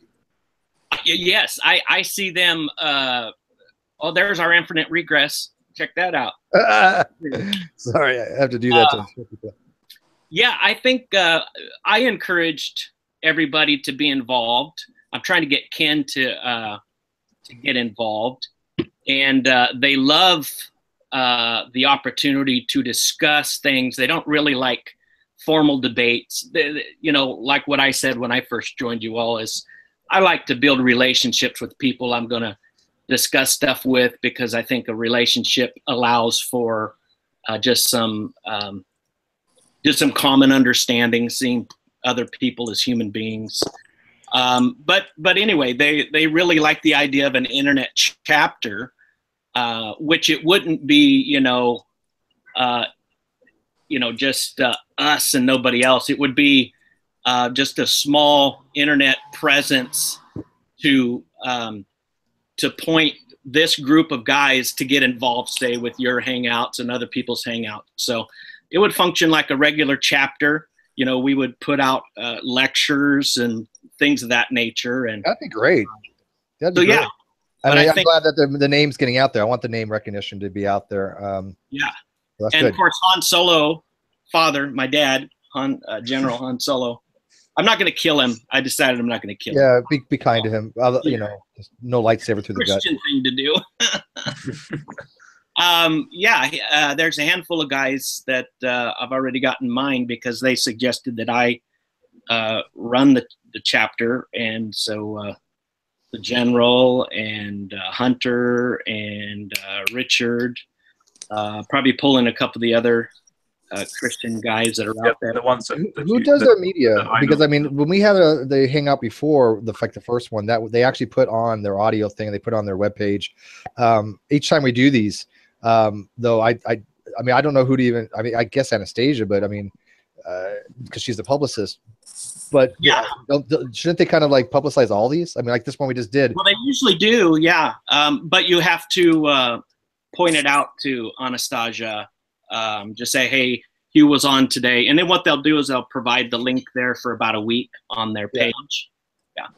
Okay, I'll check it into. Because like I said, I really like the rapport I have with them, and I want to develop that, because look, Hugh has a pretty following, and they've added so much content to us. I have literally had people telling me they don't want to join the hang up per se, but they're like, hey, you know what? Hugh sent us over, or Fuzz sent us over, or whoever saw this, and and I'm loving this. Make more hangouts like this. And that's fine if they don't want to participate. I get that, but they listen. I like that. Even in the last December Christmas message, Hugh was with his wife Kathy. Even in front of Kathy, he's saying the GDC is this internet TV show platform. Like he always uses the term no, it's not a TV. I know, but he uses that phrase, and it's like, and they're a group of like well-educated people that get people on the hot seat, and it's like even in a Christmas message, he still brings up the GDC. Yeah, I know what he means by that. Obviously, he doesn't think it's too adversarial, but just enough where they get asked questions, right? I don't want to appear to be adversarial, but if I disagree with you, I'm going to tell him that, right? And I did, right? I said, I don't necessarily accept this kind of line of reasoning, but that's what you have when you have intelligent discourse, correct? So yeah. And that's he's not meaning it in a disrespectful way. He's basically it's just a term that people would be like, oh, okay. Yeah. Well, I'm happy that he's happy with us. Like I said, I want to build bridges to other communities as well. There's a couple different organizations out there. Maybe I would love to get involved with BioLogos. That would be awesome. That would be awesome. Oh yes. Yeah. So yeah, you should be able to contact them, and they would respond favorably. Oh sure. I just haven't gone that route yet. So we'll see. Yeah. But just having Hugh on like 4 times, that's pretty good, and Fuzz on 3 or 4 times, and now we have you, and you're gonna help us get what's his name? You can. Yes, yeah. Because General will just be like orgasming himself. Yeah, no, seriously, Ken Samples is like such a nice guy. Like he's top notch, and surprisingly, his philosophy is very good. Like really, stuff that even made me go, wow, it's so simple and concise.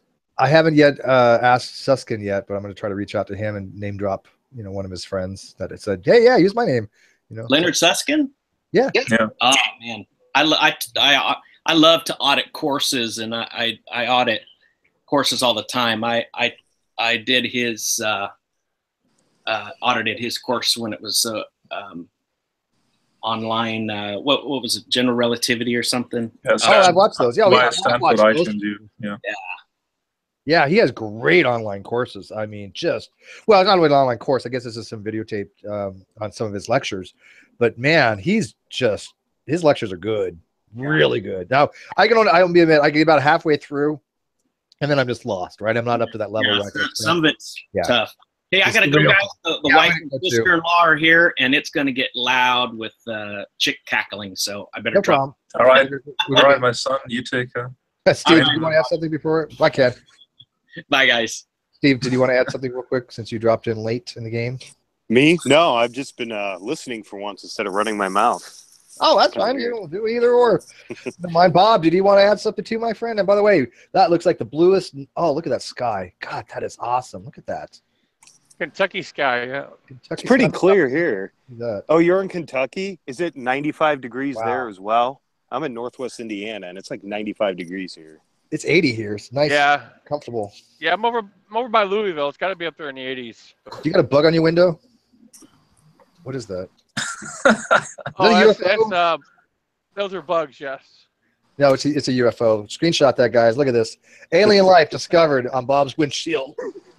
Well, Steve, it's not far from the truth. It is life on his windshield.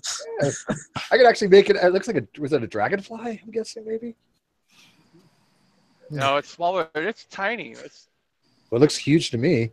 Oh yeah, that could definitely pass as UFO footage. Oh sure, we get some conspiratorial. Let's do it. Should. I think it's what is it? A tardigrade? What is it? The water bears? Oh, tardigrade. The water bears? Yeah. Tardigrade? Yeah. No, we just look at this. Just somebody cut this footage out right here. See, but it just passed in front of that thing, and now you can tell that it's the antenna. Did you see that? You can see that it's actually on the windshield because it passed in front of the antenna rather than behind. Oh, that's okay. Cut that part out. You can edit that. Yeah. We ignore any evidence to the contrary, just like most conspiratorial people. Exactly. And there it goes right in front of it again. Oh, damn it. But, dude, that is some beautiful landscape right there, though. Yeah, as soon as I get out of construction, right? What's that? So as soon as I get out of construction, yeah, Kentucky, the mountains are nice in Kentucky. Oh, yeah, you definitely got some road work going on there, huh? So did you get a chance to watch this hangout, Bob, or were you listening the entire time? No, I just got in like the last 10 minutes, and then you guys were talking about the book and damn, and who you're trying to get on the show. No, that's cool. No, this was a good after show. I think we sussed a lot of stuff out, and I think the hangout with Hugh was just awesome. So I'm quite happy with that. I'm really upset I missed it. Oh, well, guess what? It's recorded. You can go back and watch it. Yeah, I can. Is that I-75 or 65 or what? 65, yeah. 65, okay. Yeah. I don't know what's going on. Head north back to Detroit. Oh, you are? Oh. Yeah. That's a long drive. Anyway, guys, I'm going to head off. Steve, yeah, I got it too. So I know Bob loves listening to this stuff, but I wish he would have came in earlier. But Steve, if you can review that calculus thing, it's because it's the full length now, and so just tell me if give me any critical points, like anything I can do better or something. Sure, I'll check it out. Also, I think Midnight's been asking for some more of those hangouts. Plus, you need, if you want, do them on the GDC community channel if you want to. Not all of them, but pick one of some subject. I've been trying to sit down and do another presentation. I just haven't really been able to, but I haven't forgotten. People have been enjoying those. Small crowd. I mean, obviously, you only get about 12 to 15 people interested. Yeah, but you see, I'm fearing, like, if I start streaming on the GDC channel, then that processing problem starts up again. So I need to. You don't have to stream. You can do it as a live feed. You don't have to stream. You can just do it as a live event. You don't have to stream. You just do it as a regular hangout. You just present. Yeah, but then with the regular hangout, my voice breaks and really? like it's not clear. Yeah, like you've heard me, like whenever you replay Hangouts, you'll hear me like go out of, like, you know, the internet I'm breaks not up or streaming something. now. No, we're talking Australian primitive technology. Yeah, you've got you you know, guys are on copper yeah. wires and a string. And Yeah, They're held up by kangaroos. yeah. TCP/IP packets So in I'm pouches. I'm trying to find the best way to provide best quality. So I think what I'll do is I'll pre-record and then upload. Have you guys tried attaching the copper wires to a koala and putting it on top of a volcano? Oh yeah. Well, we're going down to fiber optics now. What's your OS? Sorry? What is your operating system? Windows 7.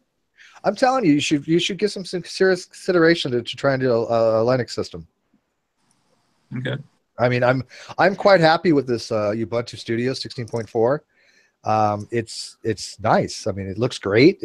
I stream or broadcast just fine. Like right now, I've had no issues with it when it comes to that. So, I mean, I had one issue where it would somehow cache to the hard drive. That's why I was running out of RAM. But then I discovered the only reason it's caching is if I open up certain things, and then it does that. If I just leave it alone, it doesn't cache. Mm-hmm. So, but I'm becoming a huge fan of Linux, so, or Linux, or whatever you want. Linux, yeah, Linux. It's just a very nice, simple OS. It doesn't crash as much as Windows. I remember my back in high school, back in like 2003, my friends who were mostly computer nerds, they were pushing Linux onto me, but I never really I never tried it. I was always I think too scared to try it. Well, what you do this. So you're not obligated to install it or anything. You don't want to dual boot. Yeah. You could just run it right off of memory. Just download the ISO to a thumb drive, boot right off the thumb drive, and just run it without an installation. And then see. I suppose they've done a lot of updates since, right? Like to yeah. It's all GUI now. I mean, there's really few builds or distros that are non-GUI. Even like Arch Linux would probably be the one that's the most non-GUI like if you want to like build your own from scratch. But if you get something like Ubuntu or even Centros OS, FreeBSD, I think it is, and what's the other one that's common? Linux Mint. Linux Mint. Those are they're nice. I mean, Linux Mint is good. I've used Mint. I liked it, but I think that the Ubuntu Studio works better for what I do. So. Yeah, Steve's a lot better with that stuff than most of us. But if your computer tries to update to Windows 10, don't do it. Don't let it do it. Windows 10 is evil. Do it. Give in. Here's my thing. Given them. Windows 7 was the best OS that they had to date. Windows 7 beats the crap out of everything else. Windows 10, for what it is, I like. But it's one of those things that's personal preference. I see advantages to both. I don't think Windows 10 is bad. But it's completely different from 7, so it's a trade-off. What do you prefer? But Windows 7 is a good, stable Windows operating system compared to something like crap like Vista or ME. Those were just shit. Oh, I love 7. 10. The biggest problem I have with it is the constant updating it thinks it needs to do. That is a pain in the ass, right? Because you can't. The one thing about the updating, they force them upon you, and if it fucks up, like I did on my laptop, I had to reinstall everything. Oh, yeah. And so I haven't worked out the bugs on that yet. What's that? I had to, because I have OCD when certain windows are open that I need to like clear my opened windows. So I close down stuff I don't want. And when they were pushing the Windows 10 upgrade, like the window that you couldn't close, if you remember. I just realized this is live. Guys, please don't give out your technical details about the setup of the computers that you have out on live streams. No, we're not discussing anything. I'm running a Linux. I'll tell you exactly what my IP address. I don't care. I like your shit. All I'm doing is describing what was up, like window-wise, and I know, I had to fight so hard just to ignore it. You're literally telling people on the internet what weaknesses you have open on your. I don't give a crap. Go ahead, take your best shot. I'm not using my laptop. The people that are capable of hacking first of all, would not waste their time with me, and two, I have nothing to hack. There's nothing on the system. I keep this my computer right here. There's nothing on it of interest to anybody. I assure you, this is nothing on it. I mean, how would a person hack? Describing that I never clicked on yes to the Windows 10 upgrade page. Yeah, that's exactly how they would hack, because they know exactly which vulnerabilities. Never mind. Ignore me. Is that Bob driving? Is that Bob driving? Yeah, that's Bob driving. Yeah. All right, I'm off. I think you might be in Indiana now. Yeah. Ouch. No. At some point, while researching and looking for stuff to look at some lectures from DEF CON, and it'll be immediately clear what I'm talking about. Security doesn't fail because people are awesome hackers. It fails because you go online on a live stream as a public person that participates in public debates and then tell everybody what you're running on. Well, yeah, I'm not even on my sure. laptop, so. And I'm like Steve. Everybody already knows my stuff anyway. Yeah, I think it would just make it easier for them if they really wanted to hack you. All they'd have to do is keep trying different ways until one of them finally work. Yeah, I mean, yeah, telling them what you got is going to make it a lot easier for them, but they're going to get in there one way or another anyways. Yeah. Bob, you in Indiana now? Good enough to hack, right? Huh? No, Bob, I'm on 65 in Kentucky. I'm heading up to Louisville, and then we're on 75 north or 71. So 71. Yeah, 71 okay. up to Cincinnati. Okay, so you're going through Ohio then? Yeah. Yeah. Yeah. Oh. Yeah, that's the best way back up to Detroit. I mean, they got the bridge work. They got the bridge work pretty much done in Cincinnati now. So. Well, I only go through Trollland, and if I'm going up to Canada, otherwise I avoid it. I have property in the UP, so I usually go up through Wisconsin. But I do know that 94 or 80 or whatever that is has just been a nightmare through Indiana. So I was just wondering if you're going that way. Oh, actually, I went out to Rockford, Illinois yesterday from Detroit, and it only took me 6 hours and 15 minutes. So it was an easy, quick drive. Well, that's pretty good, actually. Yeah, 94. I took 94 all the way over to 290, and then 290 up on the 20 and 20 over. So I think I just got hacked. No, just kidding. I don't know. Whatever. I don't know. I think I did something stupid. Steve got sick of our Midwest ramblings. I think that's what it was. Yeah, I think we just broke the internet. No, I went on my laptop instead. It's so funny. I talk about stability, but this one window just had a problem, but that's okay. It's still far better than Windows. But anyways, I got to end this, guys. All right. Do something on my laptop here. So thank you, Steve, and thank you, Bob, and everybody else. Thank you, watchers. And we had a good hangout. This was productive. So thank you, guys.